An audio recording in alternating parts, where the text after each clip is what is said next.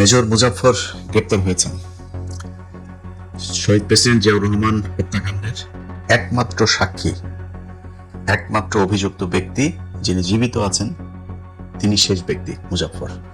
তাই গ্রেপ্তার করা হয়েছে। আমরা বিশ্বাস করি এটার সুষ্ঠু তদন্ত এবং বাংলাদেশের মানুষ যে ইতিহাস এতদিন ধরে জানেন না সেই ইতিহাস জানতে পারবে।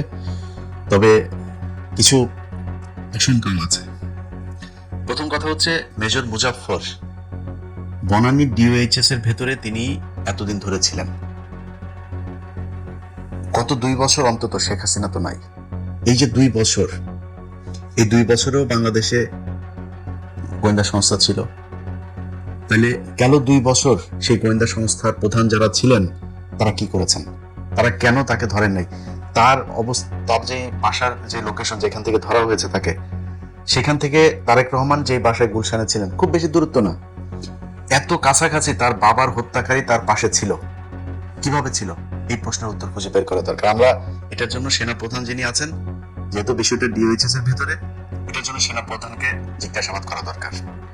সেনা প্রধান আজকে দাড়ি রেখেছে কয়টা, এই জন্য বাংলাদেশের মানুষ সব ভুলে গেছেন। এভাবে ভুলে গেলে কপালে বিপদ আছে আবারও। এই ওয়াকার সেই ওয়াকার যে কিনা তার সংস্থার ভেতরে, তার বাহিনীর ভেতরে সদস্যদেরকে দাড়ি রাখতে দেয় নাই, দাড়ি রাখতে নিরুৎসাহিত করা হয়েছে। তাদের দাড়ি ছিল, দাড়িওয়ালা মানুষ যে নামাজ পড়ে 5 ওয়াক্ত, তাদেরকে শেখ হাসিনা রাষ্ট্রপতি, সেনাপ্রধান এই সেনানিবাসের কোনো প্রোগ্রাম হলে সেখানে তাদেরকে ডিউটিতে রাখা হতো না। আমার নিজের রিলেটিভ, তার বাবা, আমার ভাই, আমার ভাগ্নে একজন, সে হচ্ছে গিয়ে আপনার ভাতিজা আমার। তো সে হচ্ছে গিয়ে আপনার এই 2000 সম্ভবত 18-19 এরকম কোন একটা ইয়েতে আপনার কুচকাওয়াজের দিন তার বাবা এসছে, আমার সেই চাচাতো ভাই, সে এসছে তার চোখের অপারেশন করানোর জন্য। সারাদিন কোয়ার্টারের ভেতরে তাদের ওই বাসায়, তার ওই ইয়েতে বাইরে দিয়ে তালা দিয়ে রাখা হয়েছে। তালা দিয়ে রেখে একজন সদস্যকে বাইরে রাখা হয়েছে, যদি তার কিছু প্রয়োজন হয় সে এনে দিবে, নিয়ে দিবে, কিন্তু তাদেরকে ঘর থেকে বেরিয়ে দেবে না। একমাত্র অপরাধ, আমার ওই ভাইয়ের মুখে দাঁড়িয়ে আছে, তিনি তাবলিক করেন, কপালে দাগ আছে, এই জন্য তাকে এইভাবে রাখা হয়েছে। এটাই ঘটেছে এই গেল 15 বছর পিলখানা, এই আপনার সেনানিবাসে। যাদের নাচ গান রাতের বেলা সেনাবাহিনীর এই কি বলে এটা ক্লাবগুলোতে আপনার মদ নারী নিয়ে তারপরে করতো, তাদেরকে বিভিন্ন গুরুত্বপূর্ণ পদে রাখা হইতো। নামাজ রোজা করা, দাড়ি রাখা, এটাকে ভীষণ রকমের অপরাধ মনে করা হইতো। এটাই গেল 15 বছর এভাবে ঘটেছে। সো সেই ওয়াকারই তো এই ওয়াকার 24-এর পরও আওয়ামী লীগের প্রতিটা মানুষকে পালিয়ে যেতে এই ওয়াকার সহায়তা করেছে।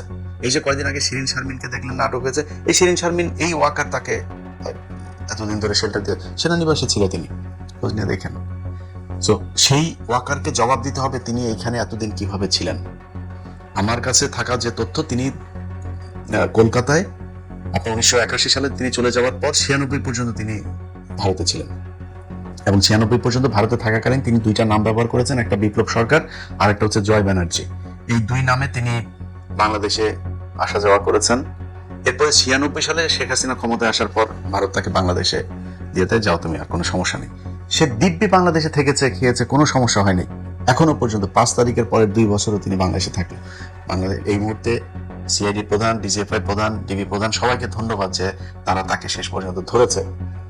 এখন তার বিচার, এই বিচারটা আমি মনে করি না এত সহজ হবে করাটা। কারণ হচ্ছে তিনি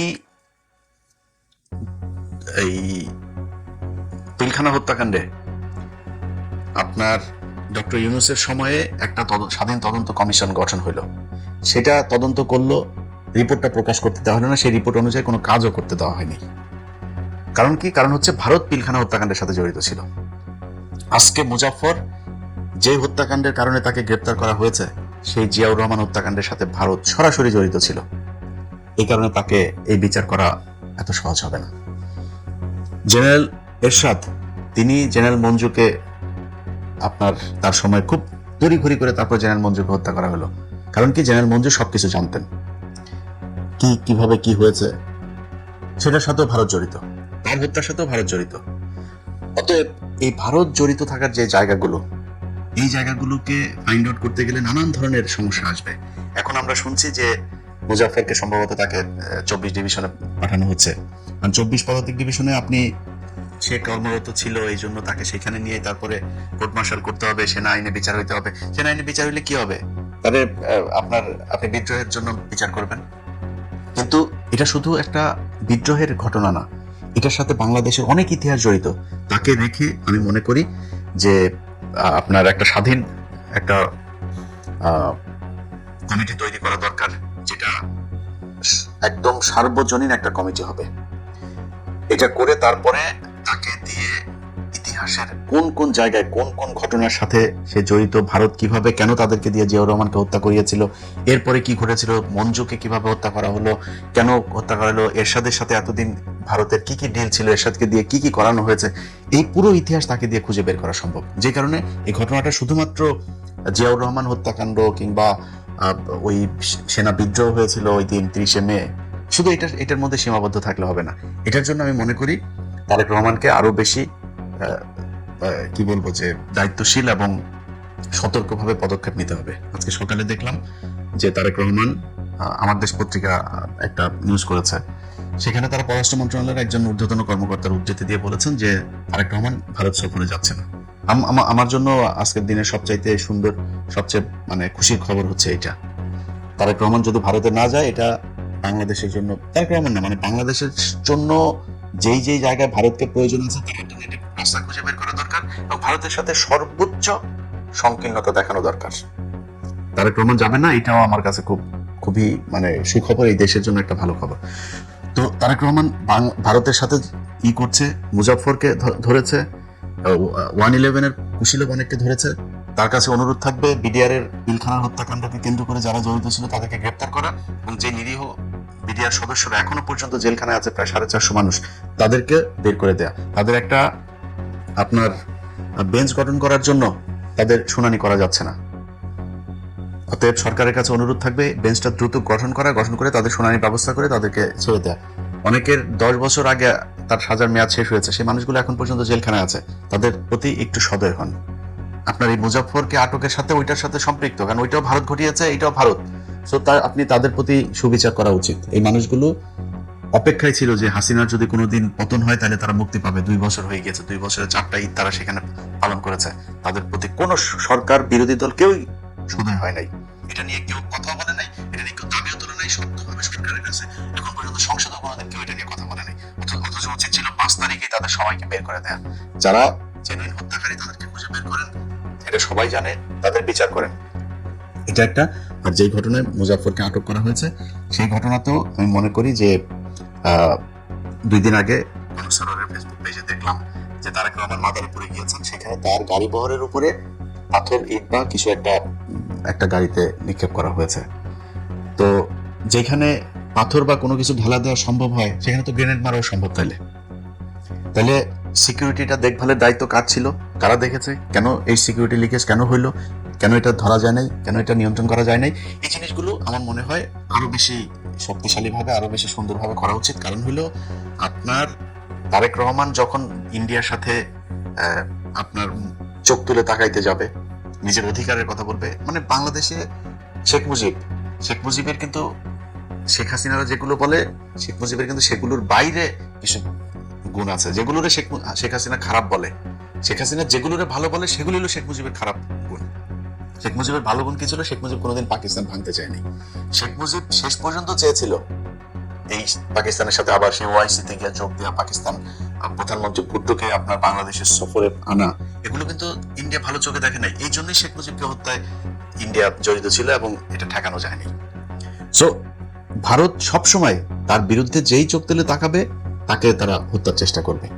তারেক রহমানকে এরকম কোনো কিছু করলে আমি অবাক হব না, কারণ এখন আমরা বললে আবার অনেকে মনে করতে পারে যে জন্য কিছু বলি না, যে হ্যাঁ এখন তারেক রহমানের জন্য এত পীড়িত হয়েছেন। ভাই, তারেক রহমানরে আমি যদি আমার জিজ্ঞেস করেন, গত এই 2 বছরও বহুবার বলেছে যে তারেক রহমানের কিছু জিনিস আছে, তিনার এই গত 5-7 বছরে তার ব্যাপারে যতটুকু জেনেছে, তিনার কিছু ভালো পরিকল্পনা আছে। এটা আমার ভিডিও বোধহয় যারা 2 বছর দেখেছেন এখনো আছে আমার চ্যানেলে, সেগুলো দেখে নিন, বলেছি আগেও। কিন্তু তার আশপাশের কিছু লোকজন এখন ওই যে জাহেদ বাহেদ এগুলো করা হয়েছে, তো এগুলো আমার কাছে ভালো লাগে না, এবং নির্বাচনের আগে তারা যেভাবে কথা বলেছে সেগুলোর বিরুদ্ধে আমি সরাসরি জামাতের পক্ষে অবস্থান নিয়েছি। তাদের কারণে, এটা আমার সমস্যা নয়, তাদের সমস্যা। তাদের আমাকে জানানো উচিত যে আমরা এই কারণে করেছি। আমি তাদের কাছে আমার এত ম্যাচ চাইলে কিছু নেই, তাদের তেল মারার কিছু নেই। তারপরেও তারেক রহমান এখন প্রধানমন্ত্রী এবং এই নির্বাচনের পরে যে পদক্ষেপগুলো নিচ্ছে, এই পদক্ষেপগুলোর কারণে তারেক রহমানকে আমি সাপোর্ট করি, এবং আমি চাই তারেক রহমান সারা জীবন ক্ষমতায় থাকুক, আমার কোনো সমস্যা নাই। এখন এই মুহূর্তে যদি তারেক রহমান, মনে করেন জামাত ইসলাম, তারা এত ছাড় দিচ্ছে কেন? তারা ছাড় দিচ্ছে কারণ তারা জানে যে এই মুহূর্তে যদি নাকি আমরা বিএনপিকে আওয়ামী লীগের সাথে মিশতে দিই, তাহলে এই দেশটা আবার সেই ইন্ডিয়ার পেটে যাবে। সো তার চেয়ে বেটার আমরা বিরোধী দল থাকি, তারেক রহমান ক্ষমতায় থাকুক। এই জন্য তারা ছাড় দিচ্ছে। অনেক কিছুতেই বিরোধী দলের যেই রিয়েক্ট করা দরকার যেভাবে, তারা সেটা করে না। তো আমি আমার যেটা সেটা হচ্ছে যে তারেক রহমান এই মুহূর্তে যদি তার কোনো একটা ক্ষতি হয়, সেক্ষেত্রে দেশের ভেতরে কিন্তু বিশাল একটা বিশৃঙ্খলা তৈরি হবে, এবং সেই বিশৃঙ্খলা আসলে ঠেকিয়ে রাখা সম্ভব হবে কিনা আমি জানি না। এখন তো সবাই বিএনপি হয়ে গিয়েছে, পুলিশের ভেতরে সবাই বিএনপি, আর্মির ভেতরে ওয়াকার নিজেও এখন বিএনপি। রাষ্ট্রপতি গতকালকে কি বলেছে দেখেন, শেখ হাসিনার এই দমন পীড়ন নির্যাতনের বহিঃপ্রকাশ আপনার জুলাই বিপ্লব। রাষ্ট্রপতি এখন এই কথা বলে, কি বদমাইশের বাচ্চা। সবাই এখন বিএনপি, খালি আমরা হইলাম কি বিএনপি বিরোধী হয়েছি। যাই হোক, তো এই রাতারাতি কিন্তু পরিস্থিতি চেঞ্জ হয়ে যাবে। তারেক রহমানের যদি কিছু একটা হয়, সেখান থেকে দেশকে, এবং এইবার যদি ইন্ডিয়া আপনার কোনোভাবে নিয়ন্ত্রণ নিতে পারে, সেই নিয়ন্ত্রণ কিন্তু আপনার 2-4 কোটি মানুষের মেরে হলেও তারা সেখানে সেই নিয়ন্ত্রণ ধরে রাখবে। এই কারণে আমরা মনে করি তারেক রহমান এই বিচারগুলো করতে যাচ্ছে, আমরা এটার সমর্থন জানাই, সাধুবাদ জানাই। আমাদের পক্ষ থেকে কিছু করণীয় থাকলে সেটা করতেও চাই, কোনো সব দিক থেকে সমর্থন দিতে চাই, কিন্তু করতে হইলে শক্ত হয়ে, মাজা কোমর শক্ত করে তারপরে করতে হবে। নিজের নিরাপত্তা দেখতে হবে, এবং ভারতের সাথে আমাদের এই পর্যন্ত 1971 সালের আগ থেকে এই পর্যন্ত কি কি ঘটনা, কিভাবে এই যে মেজর মুজাফর, সে নিজে আপনার ছিল, আপনার রক্ষী বাহিনীর সদস্য ছিল, সে রক্ষী বাহিনীর প্রথম কমিশন পাওয়া অফিসার, সে রয়ের সদস্য ছিল। এই মেজর জেনারেল মঞ্জুরকে কেন হত্যা করা হলো, এর সাথে কি কি ছিল, সব বিষয়গুলো একদম 71 থেকে এই পর্যন্ত সব জিনিসগুলো আমার মনে হয় এই জাতির সামনে তুলে ধরা উচিত। তো সেটা আমার বিশ্বাস যে তার বিচার প্রক্রিয়াটার মধ্যে